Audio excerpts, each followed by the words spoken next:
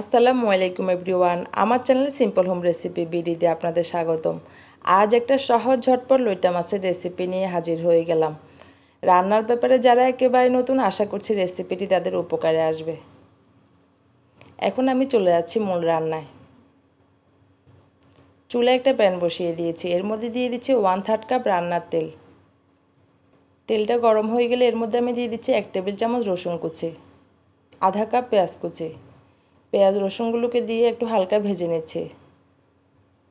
যখন পেঁয়াজ রসুনটা একটু নরম হয়ে যাবে এর মধ্যে আমি দিয়ে দিচ্ছি 1 চা চামচ হলুদ গুঁড়া, 1 টেবিল চামচ লাল মরিচের গুঁড়া, আধা চা চামচ ধনিয়া গুঁড়া, পরিমাণ মতো লবণ দিয়ে সব ভালো করে একসাথে মিশিয়ে নিচ্ছি। এখন সামান্য পরিমাণ পানি দিয়ে দিচ্ছি।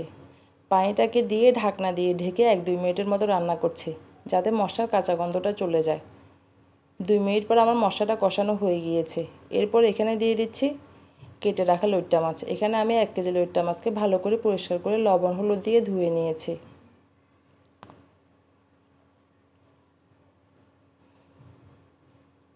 এখন মাছটাকে দিয়ে ভালো করে মশলার সাথে মিশিয়ে নিচ্ছি। একটু আলতো হাতে মেশাতে হবে, কারণ মাছটা অনেক নরম। এরপর ঢাকনা দিয়ে ঢেকে আবারও 2-3 মিনিটের মতো রান্না করছি।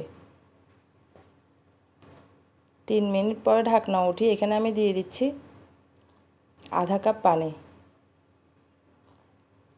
পানিটাকে দিয়ে আমি প্যানের হাতল ধরে এটাকে নেড়ে দিচ্ছি। খুন্তি দিয়ে নাড়লে মাছটা ভেঙে যাওয়ার সম্ভাবনা আছে। এরপর এখানে দিয়ে দিচ্ছি একটা টমেটো কুচি। আমার টমেটোটা ফ্রোজেন ছিল। দিয়ে দিচ্ছি কয়েকটা কাঁচামরিচ। এরপর আবারও ঢাকনা দিয়ে ঢেকে 5 মিনিটের মতো রান্না করছি। চুলার আঁচটা মাঝারি করে দিয়েছি। 5 মিনিট পর আমার লইট্টা মাছ রান্না হয়ে গিয়েছে। এরপর এখানে দিয়ে দিচ্ছি কিছুটা পরিমাণ ধনেপাতা কুচি। লইট্টা মাছ রান্না হতে বেশি সময় লাগে না।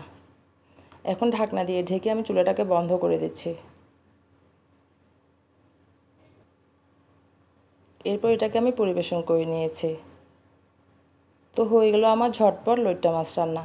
আর যদি রেসিপিটি ভালো লেগে থাকে তাহলে একটা লাইক দিবেন, শেয়ার করবেন ফ্রেন্ডস অ্যান্ড ফ্যামিলির সাথে, আর আমার চ্যানেলটি সাবস্ক্রাইব করে আমার পাশে থাকবেন। আবারও চলে আসবো সহজ কোনো রেসিপি নিয়ে। সেই পর্যন্ত ভালো থাকবেন সবাই। আল্লাহ হাফেজ।